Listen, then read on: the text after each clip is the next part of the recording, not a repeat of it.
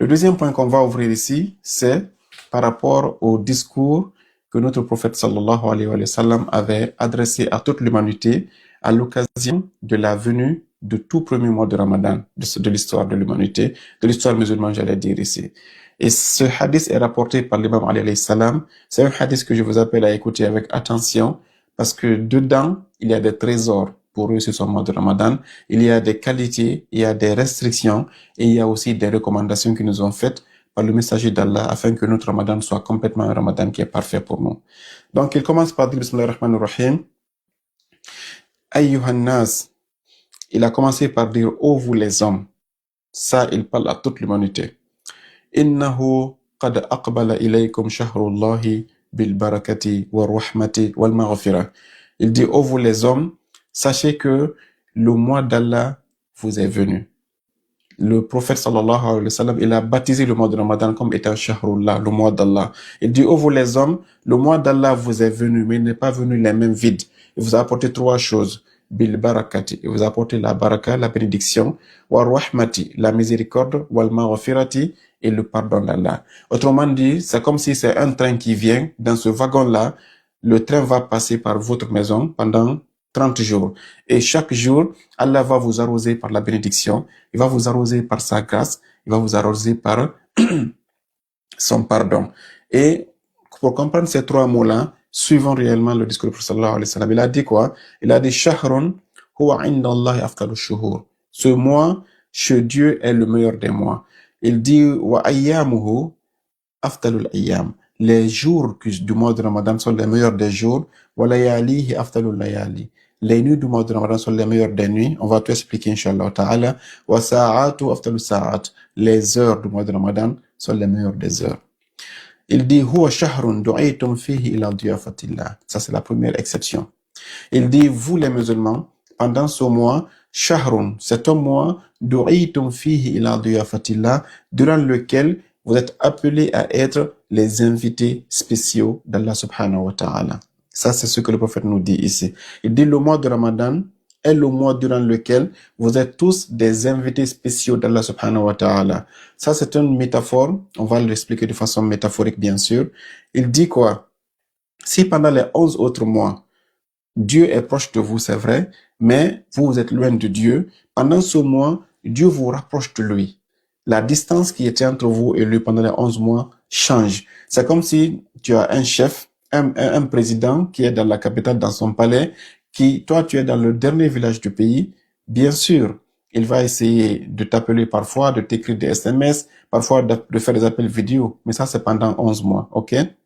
Le prophète dit que pendant le mois de Ramadan, là, Dieu te dit de quitter ton village, de traverser toutes les préfectures, de venir dans son palais pour être son invité spécial pendant 30 jours. Shahrun du'itum fihi ila diyafatillah. C'est un mois durant lequel vous êtes appelés à être les invités spéciaux d'Allah. Ça veut dire que ici, l'attention qu'Allah te porte pendant le mois de Ramadan est encore multipliée à l'infini. Parce qu'il doit te prendre en charge, il doit t'héberger, il doit mettre un confort pour toi. Pendant 30 jours, tu es, si on peut dire entre guillemets, c'est pas réel, dans la maison d'Allah subhanahu wa ta'ala. Et donc ici, tu ne peux avoir ce privilège-là que pendant le mois de Ramadan. Mais il y a un revers. Quand tu es invité par une personne noble, tu vis dans sa maison, tu sais que si pendant que tu es loin, tu te permets de faire n'importe quoi, pendant les jours que tu es dans sa maison, tu sais que tu dois avoir du calme, tu dois être prudent pour ne pas faire des actions qui vont à l'encontre de la volonté ou bien du bien-être de ton hôte. Par exemple, imagine que Dieu, il te reçoit chez lui et tu commences à te comporter de façon négative. Tu commences à dire des choses négatives ou à faire des actions qui ne sont pas dignes d'une place aussi privilégiée que d'être un invité spécial d'Allah subhanahu wa ta'ala. De la même façon, quand tu es invité dans un hôtel de luxe, tu cherches comment t'habiller, tu cherches comment te parfumer, tu cherches comment te coiffer, tu cherches comment apparaître. Pendant les 30 jours-là, Dieu, ok, il t'a invité chez lui. Donc, par conséquent, prends conscience que tu es encore soumis à une forme de précaution, à une forme de perfectionnement qui doit être aussi améliorer de ton côté, pour prouver à Dieu que oui, il ne s'est pas trompé en te mettant sur la liste de ses invités, voilà, pendant ce mois de Ramadan. Il dit ici, وَجُعِلْتُمْ فِيهِ مِنْ أَهْلِ كَرَامَةِ اللَّهِ. Pendant ce mois, vous êtes appelés à être parmi les hommes qu'Allah a honorés. Et là, il donne maintenant ici une autre dimension qui est très exceptionnelle. Il dit, أَنْفَاسُكُمْ فِيهِ تَسْبِيحٌ. Il dit, pendant ce mois de Ramadan, votre respiration est considérée par Allah comme des tasbih. Et ça, c'est ce qu'on appelle ici ar-Rahma. Le mois de Ramadan est venu avec la Rahma. Voilà la première des preuves. Quand tu inspires, Allah dit aux anges, écrivez qu'il a dit Subhanallah, walhamdulillah, wa la ilaha illallah, wallahu akbar. Anfasukum fihi tasbih, wa nawmukum fihi ibada. Votre sommeil pendant ce mois de Ramadan est considéré comme étant une adoration. Quand tu es fatigué pendant le mois de Ramadan, quand tu es essoufflé, épuisé par le jeûne et que tu dors, Dieu dépêche un ange pour dire, tant qu'il dort ici, écrivez lui la récompense de quelqu'un qui prie, qui lit le Coran et qui fait de bonnes actions. Ça, c'est ce qu'on appelle les privilèges d'être l'invité d'Allah subhanahu wa ta'ala. Pendant les 11 autres mois, tu n'as pas ça, mais pendant ce mois, Dieu te fait que pleuvoir, t'arroser de sa rahma, de sa miséricorde. Tout ça, c'est pourquoi? Parce qu'il t'aime, parce qu'il veut te sauver, parce qu'il veut te purifier, parce qu'il veut pas que ce mois de Ramadan finisse alors que tu as un péché ou bien tu as un défaut qui va encore te mener en enfer. Ça, c'est la rahma d'Allah subhanahu wa ta'ala. Il dit, wa amalakum fihi maqboul. Votre action pendant le mois de Ramadan est acceptée. Tes prières, tes jeûnes, la lecture du Saint-Coran, les sadaqas, tout ce que tu fais pendant les 11 autres mois, tu ne sais pas. Mais pendant ce mois, toute action que tu fais, Dieu dit, je te garantis et signe que toute action que tu fais pendant le mois de Ramadan est acceptée par Allah subhanahu wa ta'ala. Il dit, wa du'a'ukum fihi mustajab. Vos invocations pendant ce mois de Ramadan aussi sont exaucées. Si tu as pendant 11 mois traversé des situations difficiles, traverser des peines, des souffrances, des soucis dans ta vie, Allah te dit que dès que le mois de Ramadan arrive, prépare ton dossier, passe par le prophète Mohammed et les 12 imams de Ahlul Bayt et Sayyid alayhi salam, viens chez moi avec eux et je te promets que toutes tes invocations seront exaucées. Donc vous qui avez des peines, des souffrances qui sont cachées dans votre cœur, parfois que vous ne pouvez même pas dire à quelqu'un, le mois de Ramadan c'est dans quelques jours, faites tout pour que pendant ce mois de Ramadan, vous vous levez la nuit, vous pleurez devant Allah subhanahu wa ta'ala, vous lui parlez comme vous parlez à un ami intime, comme à votre maman, pleurez devant lui, présentez-lui votre demande, votre souci, votre peine, et sachez que c'est kun fayakoun, Dieu va enlever tout ce qui vous agace pendant ce mois de Ramadan, car Allah, il ne trahit jamais ses promesses et il t'a promis que pendant le mois de Ramadan, toutes tes invocations sont acceptées. Et le prophète continue en disant, Fas'alullah rabbakum biniyatin sadiqa wa qulubin tahira ayufiqum lisiyami wa kitabati. Il dit, vous demandez à Allah pendant le mois de Ramadan avec un cœur pur, une intention sincère de vous accorder la grâce de jeûner ce mois. Et ça, c'est très dangereux. An yuwaffiqakum, ok, qu'il vous accorde le tawfiq. Pourquoi? De l'Isiyamihi, pour jeûner ce mois de Ramadan, wa tilawati kitabi, de lire le livre d'Allah. Parce que vous avez vu à notre génération aujourd'hui, il y a des gens qui vous disent que le mois de Ramadan n'est pas obligatoire. Ces gens-là ont perdu le tawfiq de jeûner le mois de Ramadan. Parce que là, le prophète nous dit donc ici que le mois de Ramadan aussi est un don qu'Allah t'accorde. Si Allah te retire ce don, tu vas commencer à suivre les Coranistes qui vont te dire que non, le Ramadan n'est pas obligatoire. Si tu veux, tu jeûnes, si tu veux, tu jeûnes pas. Le prophète avait dit cela durant l'an 2 de l'Hégire, durant le mois de Sha'ban, le dernier vendredi qu'après le mois de Ramadan, il a dit, demandez toujours à Dieu, vous les musulmans, de vous accorder sa grâce et son autorisation et son tawfiq pour que vous soyez parmi les gens qui jeûnent le mois de Ramadan. Le prophète savait déjà que des musulmans viendront et qui n'auront pas cette grâce divine de jeûner ce mois de Ramadan. Ils seront vivants, mais ils diront non, le mois de Ramadan n'est pas obligatoire et puis ils vont passer leur journée de mois de Ramadan à manger et à boire comme si de rien n'était. Le prophète te dit de ne pas être parmi ces gens-là. Donc on dit Alhamdulillah Rabbil Alamin de nous avoir toujours maintenus parmi la liste de ceux qui encore acceptent de jeûner ce mois de Ramadan qui est le meilleur mois de perfectionnement et de purification de l'être humain. Le prophète dit, écoutez bien, fa inna shaqiyya, il dit parce que le pire des maudits, man hurima ghufranullahi fi hadha ash-shahr al-azim. Ça, il faut qu'on ait des larmes aux yeux quand on dit ce passage-là. Fa'inna shaqiyya. Le prophète a dit que le pire des malheureux, c'est qui? Le pire des maudits, c'est qui? C'est celui qui a été privé de la grâce d'Allah pendant ce mois de Ramadan. Subhanallah. Il a dit dans la phrase précédente, demandez à Dieu de vous permettre, de vous accorder la grâce et le tawfiq d'être parmi ceux qui jeûnent. Parce qu'il dit le pire des maudits, le pire de celui qui est dans la malédiction, c'est qui? Man hurima ghufranullahi fi hadha ash-shahr al-azim. C'est celui dont Allah a privé sa grâce durant ce mois béni, ce mois grandiose. Dieu sait que les gens vivront dans ce mois de Ramadan, ils ne vont rien bénéficier de ce mois-là. Mais quelles sont ces personnes-là? Quelles sont ces personnes-là? Aujourd'hui, de façon terre à terre, c'est une personne qui te dit, moi je dis, je suis musulman, mais je te dis dans les yeux que le Ramadan n'est pas obligatoire. Lui, il a été privé de la grâce d'Allah. Le mois de Ramadan qui est décrété par Allah, le Saint-Coran, tellement que le jeûne est rigoureux, Allah dit, si tu es malade pendant le mois de Ramadan, rembourse après, tellement que c'est sérieux. Si c'était au choix, il n'allait pas être aussi rigoureux. Si c'était au choix, il allait dire non, ceux qui sont malades, laissez, ne gênez pas. Vous qui êtes enceinte, ne gênez pas. Vous qui êtes en train d'allaiter, ne gênez pas. Mais il dit, si vous avez un empêchement pendant le mois de Ramadan, remboursez ce que vous n'avez pas pu gêner. Et quelqu'un te dit, avec tout ça, non, le jeûne n'est pas obligatoire, et puis il est musulman comme toi. Lui, il a été privé de la grâce d'Allah. Prions pour lui, prions pour eux tous pour qu'Allah les réveille et qu'il leur accorde le tawfiq de jeûner le mois de Ramadan. Ça, c'est le premier. Le deuxième, c'est qui? C'est celui-ci qui ne parle pas avec son prochain. Quand tu ne parles pas avec ton prochain aussi, tu es privé de ce mois de Ramadan. Parce que Allah, dans les hadiths qui sont ici, le prophète a dit, sallallahu alayhi wa sallam, avec Imam Sadiq alayhi wa sallam, il dit que pendant chaque soir, à l'heure de iftar, à la rupture du jeûne, Allah a franchi de l'enfer alfu nafsin, 1 million de personnes dans certains riwayat qui étaient déjà condamnées en enfer chaque jour. Allah a franchi 1 million de personnes qui étaient déjà dans la liste qu'ils iront en enfer de façon kun fayakun. Et le prophète dit, si le vendredi arrive, ça c'est chaque heure qu'il a franchi 1 million de personnes. Et à l'Laylatul Qadr, il multiplie ce qu'il a fait depuis le début du Ramadan jusqu'au Laylatul Qadr, il multiplie ça aussi, le coefficient il a franchi. Et à la fin du mois de Ramadan aussi, ce qu'il a fait tous les jours, ce qu'il a fait le vendredi, ce qu'il a fait le Laylatul Qadr, il coefficient tout ça aussi, il a franchi à la fin du mois de Ramadan. Donc si toi, parmi toute cette liste-là, tu n'es pas sur cette liste-là, le prophète dit tu es le pire des maudits. Et qu'est-ce qui t'empêche? C'est parce que quand ils arriveront sur la liste d'une personne qui ne parle pas avec quelqu'un, Allah dira aux anges, ces deux personnes qui ne se parlent pas là, qui ressentent de la haine de façon mutuelle entre eux, mettez leur dossier à côté, ne les affranchissez pas d'abord. Attendez qu'ils se réconcilient pendant le mois de Ramadan et puis revoyez leur cas. S'ils ne se réconcilient pas, ne les affranchissez pas de l'enfer. Laissez-les dans la liste de ceux qui iront en enfer. Parce que quelqu'un t'a fait du mal une fois, tu as la colère contre lui, tu ressens de la haine contre lui, tu as coupé tout lien avec lui, ça te mène en enfer. On dirait que c'est pas intelligent.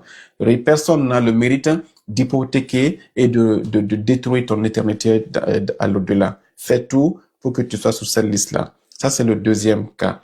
Le troisième cas ici, c'est qui?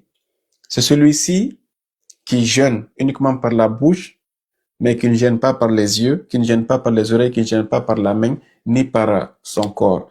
C'est-à-dire, le prophète sallallahu alayhi wa sallam nous a dit que, ça c'était une histoire qu'il a faite avec une voisine, il passait dans le jeûne du mois de Ramadan, et il a entendu une femme insulter. Disons une femme parce que celui qui a écrit dit que c'est une femme. On disait que c'est un musulman qui insultait. Le prophète a dit, amenez de la nourriture et donnez à cette femme-là. La femme a dit, mais ô messager d'Allah, c'est toi qui as été envoyé par Dieu. C'est toi qui nous as dit que Dieu veut qu'on jeûne pendant le mois de Ramadan. Et c'est toi qui oses me donner de la nourriture pendant le mois de Ramadan. Le prophète lui a dit, mais à quoi sert ton jeûne si tu ne peux pas contrôler ta bouche? Ça, c'est les gens là aussi. Le prophète, Imam Sadiq alayhi salam nous a dit que, Iza sumta, falyasum sam'uka wa basaruka wa jami'u jawarihika. L'imam Sadiq a dit, si tu es à jeûne, que tes yeux jeûnent, que tes oreilles jeûnent, que tout ton corps et que toute ton âme jeûne. Donc, le fait de faire jeûner uniquement la bouche par rapport à la nourriture et à la boisson, ce n'est que la phase préliminaire. Le véritable jeûne, c'est le jeûne spirituel qui est caché derrière. Le fait de s'abstenir de tout ce qui est interdit par Allah. Les yeux ne doivent pas voir ce qui est haram, ni les oreilles, ni la bouche, ni les autres parties de ton corps. Ça, c'est ce qu'on appelle le vrai jeûne. Et donc, ces gens-là aussi, qui ne font jeûner que leur nourriture, mais ils ne gênent pas par rapport à leurs actions, ces gens-là aussi seront privés de la grâce d'Allah pendant ce mois de Ramadan. Le quatrième cas, c'est qui? C'est celui-ci qui fait la médisance. Celui qui parle de quelqu'un. Ça, c'est un fléau qui est très grave. Quand tu te permets de parler de quelqu'un derrière lui en disant des choses que tu sais qu'il n'apprécie pas, tu fais de la médisance. Si c'est vrai qu'il a fait cette chose-là, c'est la médisance. Mais si même il n'a pas fait cette chose-là, mais tu inventes ça contre lui, ce qu'on appelle al-buhtan, c'est encore pire que la médisance. Et la médisance ici, il y a des hadiths, on va essayer de vérifier après, qui disent que quand tu médites quelqu'un aujourd'hui, pendant 40 jours, ton adoration est suspendue jusqu'à ce que tu te fasses pardonner par la personne à qui tu as fait la médisance. Donc imagine, c'est 30 jours le mois de Ramadan. Quelqu'un qui médite quelqu'un aujourd'hui, nous sommes à une semaine du mois de Ramadan, ça veut dire que pendant 40 jours dès aujourd'hui, tout ce que tu fais ne sera pas accepté. Donc, ça veut dire que tu risques de gêner. C'est vrai que tu dois gêner parce que c'est une obligation, mais les récompenses seront suspendues jusqu'à ce que tu puisses te faire pardonner envers toutes les personnes à qui tu as fait la médisance. Ça, c'est aussi un autre risque qu'il faut éviter parce que ça te fait glisser vers le côté négatif de sorte que tu ne seras pas pardonné pendant le mois de Ramadan et tu feras partie de ceux qu'on appelle inna shaqiyya, les pires des maudits. Donc, cette langue-là, maîtrisons-la. Surtout aujourd'hui à l'heure des réseaux sociaux. C'est facile de faire une publication contre quelqu'un. C'est facile de faire un partage contre quelqu'un. Tu vois, c'est publié, tu sais pas si c'est vrai ou c'est faux, tu te mets à partager ou tu viens, tu likes. Le fait de liker une vidéo, c'est de supporter cette vidéo. Et l'imam Al-Jawad alayhi salam nous a dit, Man radiya bi fi'li qawmin, yani hushira ma'ahum. Je paraphrase. Il dit celui qui apprécie l'action de quelqu'un, il partage les conséquences. Si l'action est une bonne action, tu es récompensé. Si c'est une mauvaise action, tu es châtié. Donc, quand tu vois quelqu'un gâter le nom de quelqu'un sur les réseaux sociaux, toi, tu partages, tu likes cette vidéo, bien tu la partages. Si ce qu'il a fait là, c'est un péché, tu es aussi associé à ce péché-là. Si c'est ce qu'il a fait, c'est une bonne action, tu es associé aussi à la bonne action. Donc, ici, la médisance et le fait de gâter le nom des gens, ce sont des actions aussi qui font que le mois de Ramadan ne te sera pas profitable. Le mois de Ramadan est une miséricorde. Ça pleut comme la pluie, mais ça ne peut toucher que la personne et le cœur ou l'âme de la personne qui s'est déjà fertilisée, qui s'est déjà préparée. C'est comme la pluie, quand elle pleut sur le désert, même plus de 1000 ans, tu ne verras rien pousser. Mais si la pluie pleut sur une terre fertile, tu verras que ça sera un beau jardin. Pourquoi? C'est pas parce que la pluie a changé ou bien elle a un défaut, mais parce que les terres ne sont pas les mêmes. Si tu veux que le Ramadan te profite, c'est maintenant que tu dois purifier ton cœur. Abandonne la médisance. Si tu as la haine contre quelqu'un, va te réconcilier avec la personne. Enlève tout. Si ton cœur est désertique, c'est maintenant qu'il faut le fertiliser en argile pour que quand le mois de Ramadan arrive, que ces récompenses-là puissent te toucher et faire pousser les rahmas et le jardin de la miséricorde dans ton cœur. Donc ici, ça c'est le prophète qui nous dit, فَإِنَّ الشَّقِيَّ مَنْ حُرِمَ غُفْرَانُ اللَّهِ في هذا الشهر العظيم. Le pire des maudits, c'est celui-ci qui sera privé de la grâce d'Allah pendant ce mois grandiose. Le prophète passe à un autre level. Il dit, وَذْكُرُوا بِجُوعِكُمْ وَعَطْشِكُمْ فِيهِ جُوعَ يَوْمَ الْقِيَامَةِ وَعَطْشًا. Il dit, pendant ce mois de Ramadan, vous les musulmans, vous aurez faim, vous aurez soif. Il dit, quand vous aurez faim et soif, que cette faim et cette soif que vous allez ressentir vous servent de rappel par rapport à la faim et à la soif du jour de la résurrection. Il dit, un jour viendra où les gens auront réellement faim. Un jour viendra où les gens auront réellement soif. C'est le jour de la résurrection.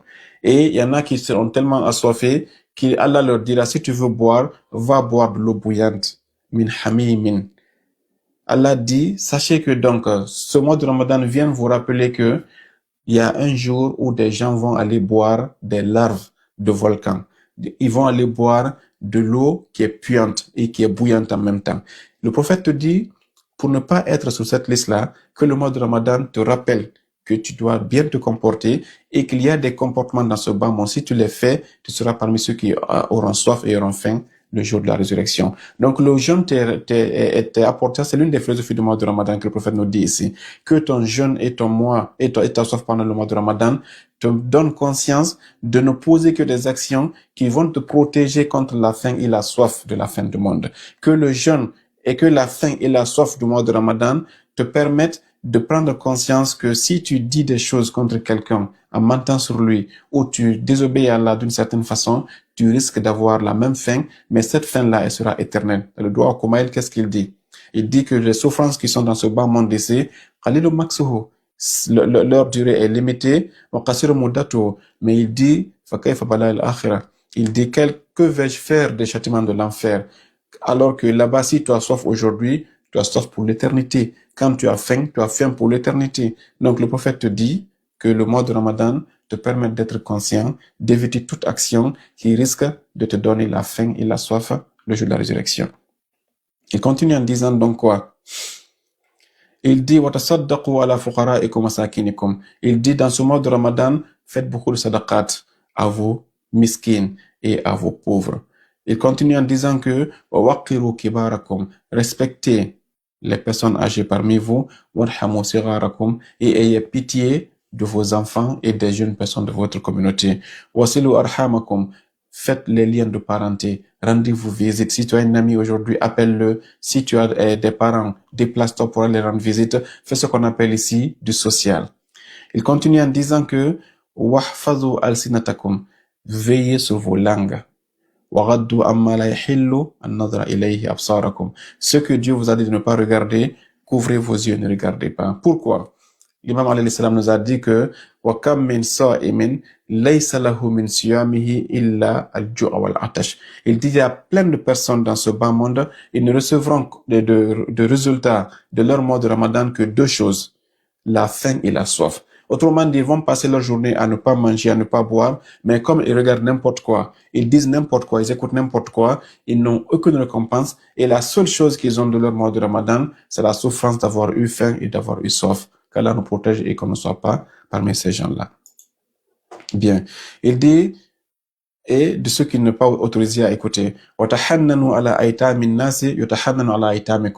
ayez de la compassion envers les orphelins des autres. Peut-être qu'un jour aussi, quelqu'un aura de la compassion pour vos orphelins. Vous avez vu durant ce dernier paragraphe, le prophète parle de sadaqa envers les miskins, d'avoir pitié des personnes âgées, d'avoir pitié des enfants et surtout d'avoir une grande attention envers les orphelins. Ce qu'on appelle ici le social. La dimension sociale du mois de Ramadan doit être exceptionnelle pour nous tous. Pourquoi? Parce qu'en réalité, le vrai islam, c'est l'islam du social. C'est-à-dire que la seule chose que le prophète et Allah nous ont répété de façon ininterrompue, c'est d'être quelqu'un qui assiste son prochain. C'est encore même plus important que l'adoration, mais les gens ne vous le disent pas souvent. Regardez bien le Juzo Amma dans le Saint-Coran, les sourates qui sont les courtes sourates qu'on a ici, ce Juzo Amma jusqu'à Suratul Nas. Allez compter combien de fois Allah a exhorté le fait d'alimenter le miskin et le yatim. On ne peut pas compter. Un verset ou deux dans la Suratul Ma'un par exemple, quand Allah pose la question, Ara'ayta alladhi yukadhibu bid-din, ô Muhammad, as-tu vu celui qui a démenti la religion, qui dit que l'islam n'existe pas, la religion n'existe pas? Nous, on peut dire que nous, c'est un athée. Allah dit non. Il dit, فَذَلِكَ الَّذِي يَدُعُّ الْيَتِيمَ. C'est cet homme-là qui brutalise l'orphelin, qui le rejette, qui le prive d'affection. Il dit, cette personne-là, elle a nié la religion. Et cette personne, même si elle prie, même si elle jeûne, même si elle fait 1000 fois le pèlerinage, si un yatim a été victime de tes mauvaises actions, Allah dit, tu as complètement nié la religion. Wala yahuddu ala ta'amil miskin. Cette personne-là aussi n'encourage pas les gens à faire quoi? À nourrir les miskins. Donc vous comprenez que la religion ici, dans d'autres sourates, Allah dit faqra qabatin aw it'amun fi yawmin zi masqabatin yatiman za maqraba aw miskinan za matraba. Miskin et yatim aussi. Et dans notre verset aussi, c'est-à-dire que partout dans le Saint-Coran, Allah dit que le yatim et le miskin, faites tout pour qu'ils soient votre priorité. Pourquoi? Une société dans laquelle on ne prend pas en charge les orphelins, une société qui n'a pas d'avenir. Pourquoi? Parce que cette société-là, elle finira par avoir des enfants de la rue qui seront des drogués, qui seront des violeurs, des assassins, des voleurs, et ils vont gâter la ville. Ça sera de la drogue et puis tout le monde sera dans l'insécurité. Allah dit pour éviter cela, les enfants-là, prenez-les en charge, assurer leur éducation, payer leur scolarité, donner leur des foyers d'adoption pour qu'ils puissent ne pas être un fléau pour vous. C'est comme aussi les pauvres et les masakines. Ça, c'était une parenthèse. Il dit, وَتُوبُوا إِلَى اللَّهِ مِنْ ذُنُوبِكُمْ. Ça, c'est notre aspect du mois de Ramadan. Pendant le mois de Ramadan, repentez-vous de vos péchés. Repentez-vous de vos péchés. وَارْفَعُوا إِلَيْهِ أَيْدِيَكُمْ بِالدُّعَاءِ فِي أَوْقَاتِ صَلَوَاتِكُمْ. Il dit, levez vos mains pour implorer Allah, pour faire des doigts. Mais quand est-ce? Pendant les heures de prière. Autrement dit, la prière a des heures. Si le Coran nous dit que les prières n'existent pas, le prophète nous dit que pendant les heures de prière, levez vos mains et invoquez Allah. Pourquoi? فَإِنَّهَا أَفْضَلُ السَّاعَاتِ. Parce que les heures de prière sont les meilleures des heures. Donc on a vu que d'abord le mois de Ramadan, les heures du mois de Ramadan sont les meilleures des heures, mais aussi les heures de prière sont aussi les meilleures des heures du mois, donc c'est le meilleur des meilleurs.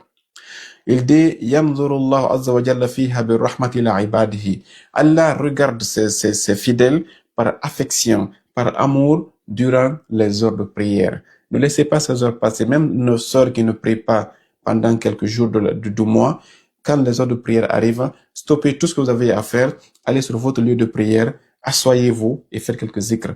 Subhanallah, alhamdulillah, astaghfirullah, Allahumma salli ala Muhammad, Muhammad, parce que ce sont des heures où Allah augmente son affection, son attention envers ses serviteurs. Ne vous privez pas de ces moments-là. Et il dit quoi? Pendant ces heures, Allah exauce les invocations de ceux qui font des munajat avec lui, et puis il leur répond par l'affirmative quand il l'appelle. Allah leur donne quand ils lui demandent, et puis il exauce tout ce qu'ils vont invoquer. Ayyuhannas, inna anfusakum marhuratun bi amalikum fafukkuha bistighfarikum. Allah dit, le prophète dit, ô vous les hommes, votre âme a été hypothéquée par vos actions. Vos actions ont condamné votre âme. Allah dit, si tu veux libérer ton âme, faites beaucoup d'astaghfirullah. Faites beaucoup de repentir sincère. Et on verra tout à l'heure, Inch'Allah Ta'ala, c'est quoi le repentir, c'est quoi l'istighfar. Parce que là aussi, ça n'a pas que prendre le chapelet, astaghfirullah, alors que là, tu as le téléphone dans ta main, tu fais astaghfirullah. C'est pas ça, istighfar. Ou bien parfois, tu fais astaghfirullah, tu regardes la télé, astaghfirullah, tu parles à quelqu'un. Le vrai istighfar ici, le prophète sallallahu alayhi wa sallam nous a dit de le faire, mais c'est l'imam Ali qui doit nous l'expliquer ici. Ok?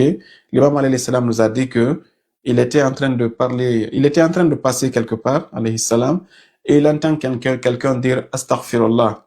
Quelqu'un dit astaghfirullah à la volée comme ça. L'imam stoppe sa marche, il se tourne vers la personne et il dit wayhak. Il l'interpelle. Atadri mal istighfar? Sais-tu c'est quoi astaghfirullah? Et là, la personne dit, mais c'est quoi cette question, imam? Astaghfirullah, tout le monde connaît ça. L'imam lui dit, non, tu te trompes. Il dit, innal istighfara darajatul alliyin. L'istighfar, c'est le degré des alliyin. Et puis il donne des qualificatifs. Il dit, si tu veux dire astaghfirullah, tu n'as pas le droit de le dire tant que tu ne vas pas franchir 6 étapes. Je ne vais pas tous les dire aujourd'hui parce que ça sera hors sujet. Mais l'imam Ali te dit que pour que toi, le musulman, tu aies le droit de dire une seule fois astaghfirullah, il t'aurait fallu d'abord traverser 6 étapes. Tant que tu ne les traverses pas, ton istighfar est hypocrite. Donc attention. Astaghfirullah, ce n'est pas ça ce que le prophète nous dit ici. Istighfar, c'est une méditation. Le premier que l'imam Ali a dit quoi? Il dit an-nadamu ala ma mada. Il dit tu dois d'abord regretter ce qui s'est passé. Si tu veux faire astaghfirullah, commence par regretter ce que tu as fait. Si tu n'as pas regretté et que tu dis astaghfirullah, tu es hypocrite. Deuxièmement, il dit wal azmu ala admil audi ilayhi. Il dit tu prends la décision ferme que tu ne vas jamais reprendre ce que tu as fait là. Ce que tu as dit astaghfirullah là, tu ne vas jamais le reprendre. Parce que d'abord le regret veut dire quoi ici? Le regret, c'est quand, par exemple, quand tu fais une chose et que tu as honte que les gens sachent que tu l'as fait. Mais quand, par exemple, toi, tu es une grand-mère aujourd'hui, et que tu entends les enfants, les petits-enfants parler de comment ils font leur mauvaise action aujourd'hui, tu dis non, votre temps là, vous savez pas comment jouer. Nous, à notre temps, on faisait ça, on faisait ça. Tu fais de la nostalgie, tu te remémores de quand tu étais jeune, ce que tu faisais. Tu n'as pas encore regretté ma vieille, tu n'as pas regretté encore mon vieux père. Le regret, c'est quoi? C'est que quand tu repenses à cette action, tu as même honte de toi. Quand tu repenses à cette action, tu as peur que quelqu'un d'autre comprenne que tu as fait ça un jour dans ta vie. Ce qu'on appelle un Adam. Deuxièmement, tu prends l'intention ferme que tu ne vas plus jamais reprendre cela. Troisièmement, c'est quoi? C'est Raddul Mazalim. Ok? Raddul Mazalim, c'est quoi? C'est de réparer les fautes que tu as commises. Quand tu as, par exemple, volé l'argent de quelqu'un, tu ne vas pas aller chez lui faire astaghfirullah. Tu dois d'abord aller chez cette personne, réparer la faute, soit demander pardon, soit rembourser la dette, soit en tout cas lui donner ce que tu lui devais. Mais tant que tu n'as pas réparé les injustices envers toi et les hommes, l'imam Ali te dit ton istighfar aussi n'est pas réel. Donc voilà un peu ce qu'il faut comprendre. Chez Ahlul Bayt, tout est sérieux. Ce n'est pas comme on le pense. On peut tromper Allah subhanahu wa ta'ala. On va essayer de trouver une petite pause et puis ouvrir la parole à Al-Shur qui sont là sur l'antenne, Inch'Allah ta'ala. Il dit, ouais, wastaghfiruhu, ok? Bien. وَظُهُورُكُمْ ثَقِيلَةٌ min awzarikum fakhaffifu anha bituli sujudikum. Il dit tes épaules là sont lourdes par tes péchés, par tes mauvaises actions. Si tu veux alléger et soulager tes épaules, il dit faut faire beaucoup de sujoud. Le fait de te prosterner par terre, ça te donne une nouvelle vie. On a la rappeuse française qui s'appelle James. Elle dit dans son témoignage que pendant qu'elle était une star, elle voyait tout le monde autour d'elle, mais elle était vraiment dans un souci qu'elle ne pouvait pas expliquer. Elle se droguait, elle prenait beaucoup d'alcool pour oublier, mais elle dit elle n'a jamais eu la peur du cœur. Et c'est la première fois qu'elle s'est prosternée. Elle dit elle-même, elle dit j'ai senti des montagnes de fardeau glisser de mon épaule et tomber par terre.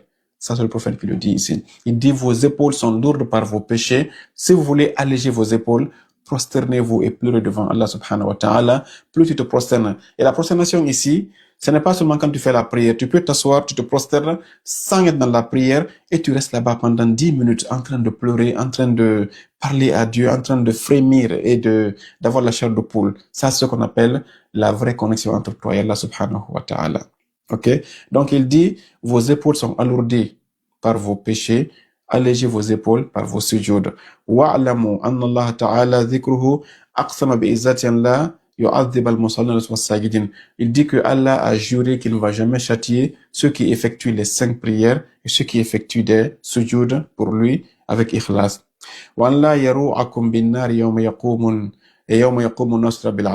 ceux qui sont vraiment en affection avec Allah, qui prient et qui font des sujoud, ikhlasan liwajhillah, Allah dit que je vais jamais vous effrayer par l'enfer le jour de la résurrection. Il dit une autre étape, ayyuhan nas, ô vous les hommes, man fattara minkum sa'iman mu'minan fi hadha ash-shahr kana lahu bidhalika 'inda Allah itqu nismatin wa maghfiratan lima mada min dhunubihi. Il dit, ô vous les hommes, celui qui aide un croyant à rompre son jeûne pendant ce mois de Ramadan, il aura la récompense de celui qui a libéré un esclave, et lui aussi, il aura ce qu'on appelle le pardon d'Allah de façon automatique. Et notre hadith nous dit que celui qui aide un autre à rompre son jeûne aura la récompense de celui qui aura fait le même jour de jeûne. Ok? Ok? C'est-à-dire que quand, par exemple, toi, tu jeûnes, tu es récompensé d'avoir fait un jour de jeûne. Mais quand tu invites des amis chez toi et que tu prépares à manger, tu leur donnes à manger, s'ils sont 5, Allah te donne 5 jours de jeûne supplémentaires. S'ils sont 10, tu as 10 jours de jeûne supplémentaires et ainsi de suite. Donc, le prophète sallallahu alayhi wa sallam nous insiste à ce que nous soyons vraiment très, très larges dans le mois de Ramadan et qu'on essaie de donner la rupture à tout le monde. Et dit, mais quand il a dit ça, même vous avez pensé à ça, faqila, quelqu'un lui a dit, ya Rasulallah, nous tous on n'a pas les moyens, même parfois avoir notre propre rupture là, on galère. Comment est-ce qu'on peut donner à d'autres personnes encore? Là, le prophète a dit quoi? Faqala sallallahu alayhi wa alihi, ittaqun nara walaw bi shaqqi tamratin. Oh, vous les croyants, préservez-vous de l'enfer, même si c'est par la moitié d'une date. Il continue en disant quoi? Ittaqun nara walaw bi shurbatin min ma'in. Préservez-vous de l'enfer, même si c'est en donnant à quelqu'un une petite gorgée d'eau. Si tu n'as pas les moyens d'inviter des gens, te prépare pour qu'ils mangent, prends une petite bouteille d'eau, tu achètes, tu donnes à quelqu'un. Prends un petit sachet d'eau, tu donnes, même si c'est une tasse d'eau de ta maison, tu donnes à quelqu'un et qu'il remplit son jeûne avec ça. Dieu, le prophète te dit, tu as la même récompense que celui qui a invité 10 personnes, 20 personnes dans sa maison. Parce que l'islam est une religion de logique. C'est-à-dire que toi, qui es riche, imaginons que tu as 100 000 dans ton compte et que tu prends dans les 100 000 là, tu prends 1000, tu prends disons 10 000, tu donnes à quelqu'un. Moi, je n'ai que 1000 dans mon compte, je prends 100, je donne à quelqu'un. Chez Dieu, nous sommes égaux. Pourquoi? Parce que j'ai divisé tout ce que j'ai par 10, j'ai donné le dixième, et tu as divisé tout ce que tu as par 10, tu as donné le dixième. Donc, j'ai donné le dixième de mes biens, tu as donné le dixième de tes biens, nous sommes égaux chez Dieu. Allah dit, dans un verset très clair, لَن يَنَالَ اللَّهُ لُحُومُهَا وَلَا دِمَاؤُهَا وَلَكِنْ يَنَالُهُ التَّقْوَى مِنكُمْ. Allah dit, moi je ne regarde pas la chair. Tu as égorgé un chameau, lui il a égorgé un pigeon, je ne regarde pas ça. Il dit, voilà, qu'il y a le taqwa minkum. Je regarde la piété dans votre cœur. Donc ne dis pas, moi j'ai pas beaucoup, comment est-ce que je vais essayer de servir les autres? Si c'est une date que tu as, donne la date là. Une tasse d'eau que tu as, donne la tasse là. Dieu te promet que tu as la même récompense de celui qui a fait plus que ça. Pourquoi? Parce que Dieu ne regarde pas la chair, il ne regarde pas l'apparence, il ne regarde pas le restaurant, il ne regarde pas l'hôtel, il ne regarde pas le nombre d'invités que tu as, il regarde la piété. Et voilà, même un fruit, comme quelqu'un l'a dit, notre sœur Suki. Donc ici, le prophète t'incite à être généreux. Et la générosité ici ne veut pas dire que le bien matériel, tout simplement. Le prophète a dit, le fait de sourire face à un frère, à une sœur, c'est une sadaqa. Le sourire est contagieux. Les Blancs vous l'ont dit. Donc, quand tu souris à quelqu'un et que grâce à ton sourire, il sent un apaisement en lui, c'est une sadaqat que tu as fait envers lui aussi. Donc, ça, c'est quelque chose que le prophète nous a encouragé à faire. أيها الناس, ô vous les hommes, من حسن منكم في هذا الشهر خلقه كان له جواز على الصراط يوم تزل فيه الأقدام. Et le prophète dit, celui qui parfait son comportement pendant le mois de Ramadan, cela lui donne la garantie de traverser le pont As-Sirat lorsque beaucoup de personnes vont tomber dans le mont As-Sirat. Le bon comportement ici, on l'a dit, c'est d'être au service des gens. Tellement que le bon comportement a une étape incontournable ici. L'imam al-Hassan alayhi salam, un jour, il était en train d'aller faire son itikaf, aller faire une retraite spirituelle dans la mosquée, et quelqu'un est venu lui demander un service. Imam al-Hassan, j'ai un grand besoin et je n'ai pas de solution, je suis vraiment au bout. Je voudrais que vous m'aidiez. L'imam a écouté ce qu'il a à dire, ok? Il a dit, je n'ai pas actuellement ce que tu me demandes. Mais il a réfléchi, il a dit, je connais quelqu'un, si je t'accompagne chez lui, il pourra t'aider. Il a dit, viens, je vais t'accompagner. Les gens ont dit, mais Imam al-Hassan, il est l'heure de commencer l'itikaf. Si vous partez, vous ratez l'itikaf. Comment est-ce qu'on fait? L'imam Hassan a donné un principe, mais qui est divin ce jour-là. Il a dit, la ana as'a fi qada'i hajati akhi ahabbu ilayya min alfi itikaf. Il a dit, le fait que moi, Imam al-Hassan, je me lève, je marche avec mon frère pour l'aider à résoudre son problème, cela m'est préférable à 1000 itikaf ici. Ça, c'est très fondamental. L'islam ici, c'est le fait d'être serviable, c'est d'être au service des autres.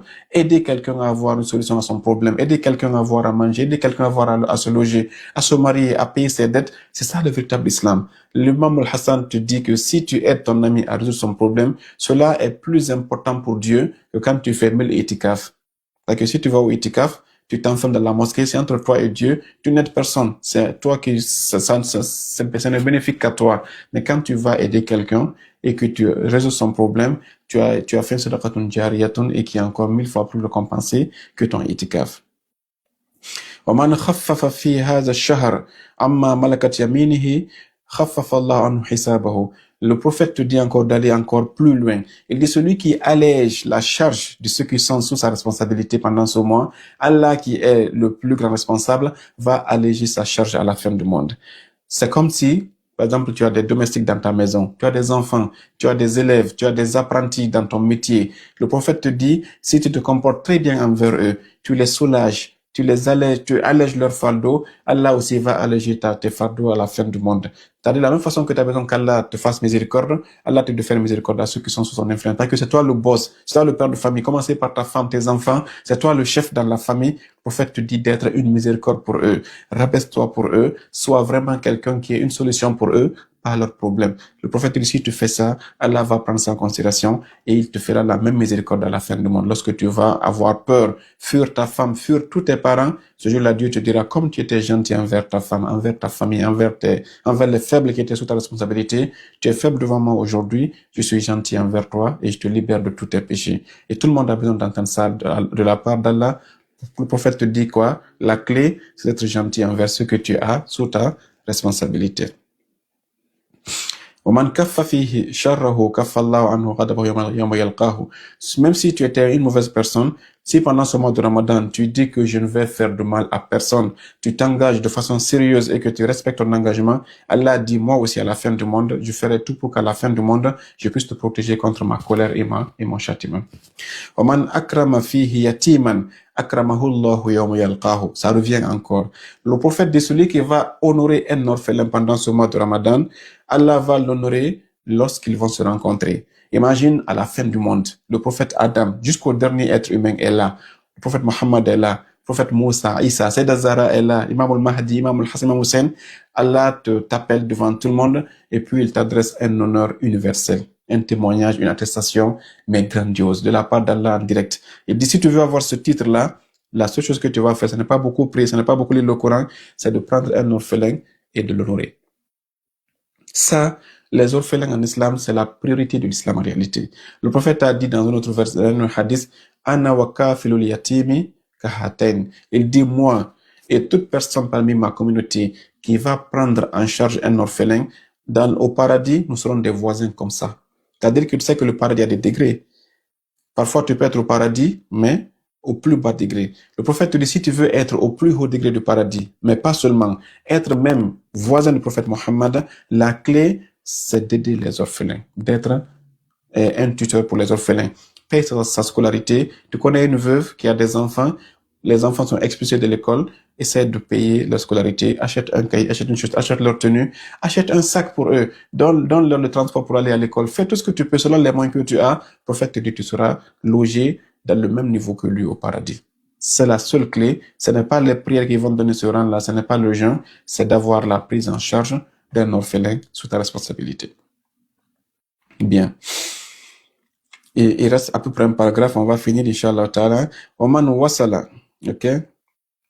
Oman wasala fi rahimahu, wasalahu Allahu bi rahmatihi yawma yalqahu. Celui qui va faire le social pendant ce mois, visiter ses parents, les appeler, Allah aussi va lui mettre une connexion spéciale le jour qu'il va le rencontrer. Oman qata fi rahimahu, qata Allahu anhu rahmatahu yawma yalqahu. Si tu coupes tes liens entre toi et tes parents pendant ce mois de Ramadan, Allah va couper sa grâce et sa miséricorde à ton encontre aussi le jour que tu vas le rencontrer. Celui qui va faire une nafila pendant ce mois de Ramadan, Allah va lui mettre entre lui et l'enfer un barrage pour ne pas qu'il aille en enfer.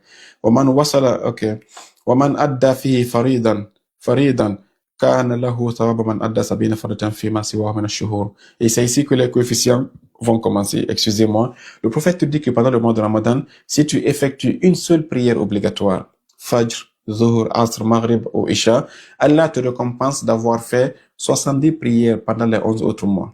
Imaginez très bien ça. C'est-à-dire que quand tu pries Salatul Fajr dans le mois de Ramadan, tu es récompensé d'avoir prié pendant 70 Fajr, 70 jours de Salatul Fajr. Si tu pries une seule fois Salatul Zuhur dans le mois de Ramadan, Allah te récompense comme si tu as fait 70 prières de Zuhur, ainsi de suite. Ça, c'est la grâce d'Allah pendant ce mois de Ramadan. Il dit, وَمَنْ أَكْثَرَ فِيهِ مِنَ الصَّلَاةِ عَلَيَّ ثقل الله ميزانه يوم تخفف الميزان. Il dit, celui qui va augmenter les salawats, Allahumma salli ala Muhammadin wa ala Muhammad, pendant ce mois de Ramadan, sa balance sera alourdie. On raconte que, ça c'est une histoire qui est là, quand un musulman sera à la balance le jour de la résurrection, et que parfois ses péchés dépassent ses bonnes actions, et que ses bonnes actions commencent à être légères, qu'est-ce que le prophète fait? Le prophète vient et prend une seule salawat que tu as fait dans ta vie et met dans ta balance, et puis ta balance va s'alourdir et ça va dégager tes mauvaises actions. Ça, c'est ce que le prophète nous a dit ici. Celui qui va faire beaucoup de salawat pendant le mois de Ramadan, sa balance sera vraiment une balance qui est lourde, et ça veut dire que donc, tu seras parmi les gens de Ashabul Yamin. Et écoutez bien cette partie aussi. وَمَنْ تَلَا فِيهِ آيَةً. Celui qui lit un seul verset pendant le mois de Ramadan, من القرآن, dans le Saint-Coran, كان له مثل أجر من ختم القرآن في غيره من الشهور. Allah va te récompenser des mêmes récompenses qu'il aurait donné à quelqu'un qui a lu tous les 6236 versets pendant les 11 autres mois. Pendant ce mois de Sha'ban, quand je lis tout le Coran, toi pendant le Ramadan, tu lis un seul verset, on a les mêmes récompenses. Donc imagine si tu lis tout le Coran pendant le mois de Ramadan, quelle sera la récompense que tu auras chez Allah subhanahu wa ta'ala. Quand tu dis dans le mois de Ramadan, Bismillahir Rahmanir Rahim, Allah dit aux anges, écrivez qu'il a fini tout le Coran. Quand tu dis Alhamdulillahi Rabbil Alamin, Allah dit écrivez qu'il a fini le Coran 2 fois. Donc quand tu lis la Fatiha qui a 7 versets, tu es récompensé d'avoir fini le Coran pendant 7 fois. Si tu lis tout le Coran, qui est composé de 6236 versets, Allah t'écrit la récompense d'avoir lu le Coran pendant 6236 fois.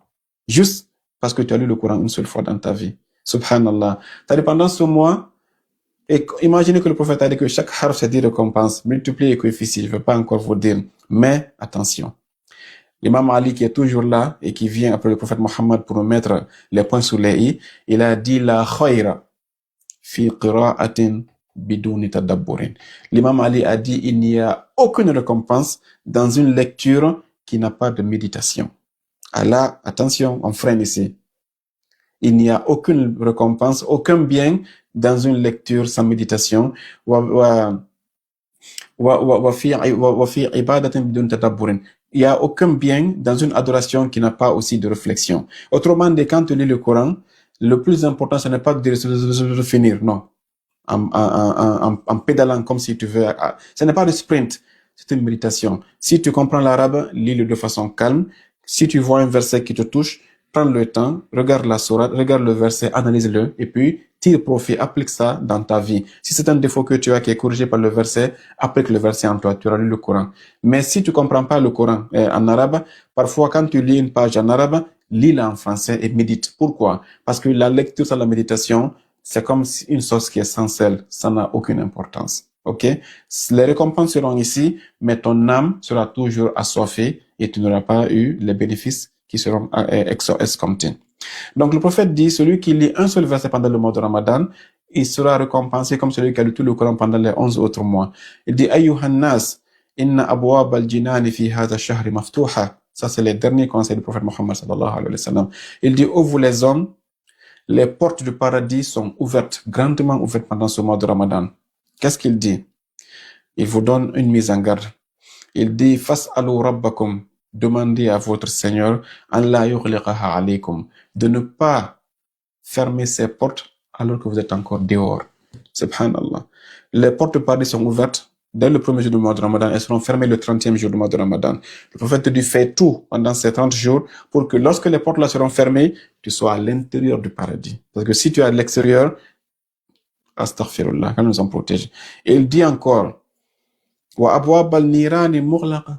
Les portes de l'enfer sont fermées pendant le mois de Ramadan. Fas'alu rabbakum la yuftah alaykum. Demandez à votre Dieu que quand les portes seront réouvertes à la fin du mois de Ramadan, que vous ne soyez pas sur les rangs de ceux qui vont aller en enfer. Autrement dit, les portes de l'enfer sont fermées pendant le mois de Ramadan. Comporte-toi de sorte que quand les portes seront ouvertes à la fin du mois de Ramadan, que tu ne sois pas arrêté devant la porte pour entrer dans l'enfer. Autrement dit, tout dépend ici de ton comportement. Fais tout pendant ce mois de Ramadan pour plaire à Allah. Rappelle-toi que tu es son invité spécial. Rappelle-toi que les anges viennent te visiter. Allah appelle les anges pour dire, venez voir. Vous les anges qui m'avaient un jour objecté quand je voulais créer Adam, que les fils d'Adam sont des sanguinaires. C'est des gens qui vont verser le sang. C'est des gens qui vont pas m'adorer. Venez les voir pendant 30 jours. Ils ont abandonné, pas ce que je leur ai interdit, non. Ce que je leur ai autorisé par amour pour moi. Ils ne vont pas manger, ils ne vont pas boire, ils ne vont pas toucher leur femme, alors que c'est autorisé. Ils font ça pas parce que j'ai la pression sur eux, mais parce qu'ils m'aiment. Donc venez voir que les hommes vous ont démenti, vous les anges. Pendant ces 30 jours-là, aie honte que Dieu emmène les anges pour te visiter et que les anges là viennent voir le contraire de ce que Dieu attend de toi. C'est comme si tu as humilié Dieu devant les anges. Donc gardons ça à l'esprit et faisons tout pour que pendant le mois de Ramadan, nous ne soyons dans aucune position compromettante. Le prophète dit, وَالشَّيَاطِينَ مَغْلُولَةٌ فَاسْأَلُوا رَبَّكُمْ لَا يُسَلِّطَ عَلَيْكُمْ. Il dit, les satans sont enchaînés pendant le mois de Ramadan. Priez Allah pour ne pas que les satans rebondissent sur vous après la fin du mois de Ramadan. Quelqu'un peut dire ici, mais si Satan est enchaîné, alors pourquoi il y a le péché sur la terre pendant le mois de Ramadan? Il y a même des musulmans qui font des péchés pendant le mois de Ramadan. Donc si c'est pas Satan qui les fait faire ce péché, d'où vient ce péché-là alors? La réponse est très simple. J'ai fait plein de vidéos là-dessus. J'ai mis dans ce compte TikTok-là, j'ai dit entre Satan et toi, qui a le contrôle? Allez voir cette vidéo, vous comprendrez ce que j'ai dit ici. Satan n'est qu'un catalyseur. C'est pas lui la source du péché. Satan vient arroser l'arbre du péché qui est déjà ton âme. C'est l'âme qui est la source du péché. C'est ton âme qui, quand elle s'oriente vers Satan, Satan arrose le côté négatif et puis ça grandit. Satan ne peut pas lui-même te forcer à faire le péché. C'est quand ton âme autorise Satan à rentrer et à s'installer dans lui et Satan maintenant prend le contrôle de ton âme et là tu deviens maintenant un satanique. Mais sinon Satan lui-même, ce n'est qu'un catalyseur. Dans le Saint-Coran, Allah, dans Suratul Nahl, verset 99, Allah dit quoi?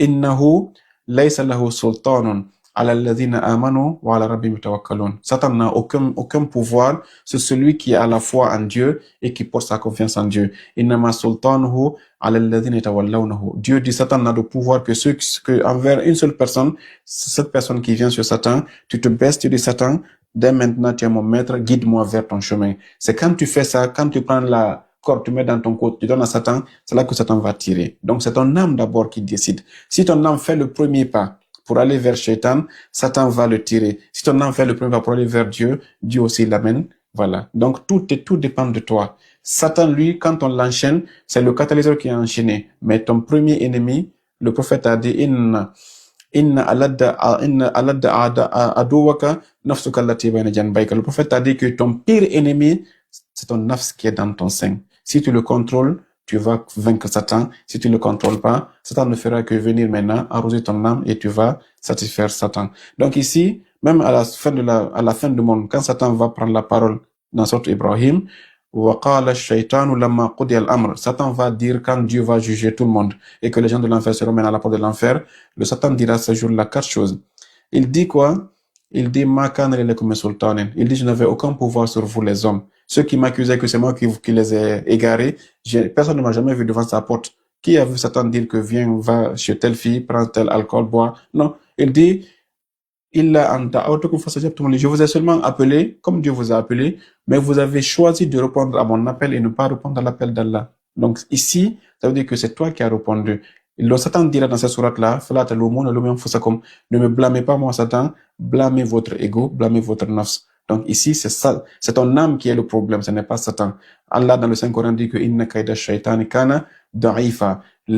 Les ruses de Shaitan sont faibles. C'est toi qui donnes du poids à Satan. Si tu le rejettes et que tu le boostes, il ne va pas t'influencer.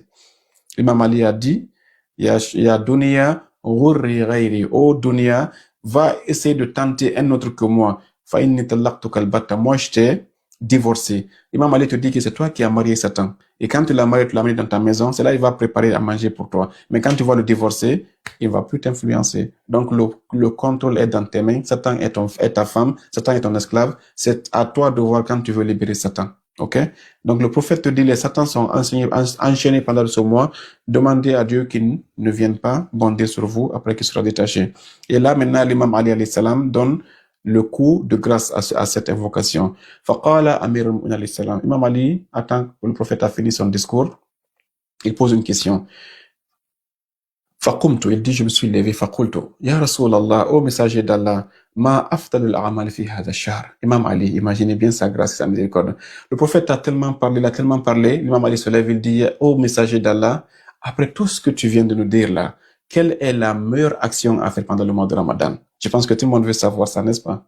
L'imam Ali, qui est notre imam, demande au messager d'Allah, sincèrement, d'abord, avant même d'aller sur le fond, Imam Ali pose des questions à quelqu'un. Vous imaginez quel est l'homme qui est béni, qui a un tel degré de science, que l'imam Ali, qui est le sommet de la science, doit lui poser des questions. Ya Rasulallah, man anta fil haqiqa. Ceci est une grâce déjà que l'imam Ali soit un élève du prophète Mohammed sallallahu alayhi wa sallam. Mais on n'est pas dans ça aujourd'hui. Il dit, Ya Rasulallah, au messager d'Allah, ma afdalul a'mali fi hadha ash-shahr. Après tout ce que tu nous as dit sur le mois de Ramadan, quelle est la meilleure chose à faire pendant ce mois de Ramadan? Tu nous as dit, celui qui lit un verset, il a tout le Coran. Celui qui prie une seule prière, il a 70 coefficients. Celui qui fait, mais qu'est-ce qui est la meilleure des choses qu'on doit retenir dans le discours? Faqala ya Abal Hassan. Le prophète sourit et dit, ya Abal Hassan, ô père de Hassan, ô Ali. Écoutez bien, il dit, aftalul a'mal fi hadha shahr. Il dit la meilleure action pendant ce mois de Ramadan, al-wara'u an maharimillah. Il dit, c'est de rester loin des interdits d'Allah subhanahu wa ta'ala. C'est ça la conclusion ici. Il dit, aftalul a'mal fi hadha shahr, la meilleure chose que tu peux faire pendant le mois de Ramadan, c'est de t'éloigner complètement de tout ce que Dieu a interdit. Si tu fais ça, ton Ramadan a été un succès. C'est ça. L'imam Ali, suite à ça, il dira un jour, il dit le fait d'abandonner les interdits est plus important que de faire les actes recommandés. Ça, c'est l'imam Ali qui nous dit. Il dit, si tu as le choix, parce qu'il y a des choses qui sont interdites, des choses qui sont recommandées. Si tu as le choix entre faire l'un d'entre eux à 100%, fais le côté interdit 100%. C'est-à-dire que tant que tu arrives à ne pas faire beaucoup de péchés, même si tes adorations sont minimes, alhamdoulilah, tu vas passer. Pourquoi? Parce que c'est inutile de construire un mur de 100 rangées ici, la journée, et que chaque nuit, tu prends un bulldozer, tu détruis le mur là. Le péché détruit les bonnes actions. Donc, ce qui est plus important ici, c'est d'éviter les mauvaises actions, les péchés. Parce que si tu n'as pas de péché, si tu fais une seule rangée aujourd'hui, elle sera là, elle sera pas détruite. Demain, tu fais une deuxième rangée, tu as 2, tu as 3.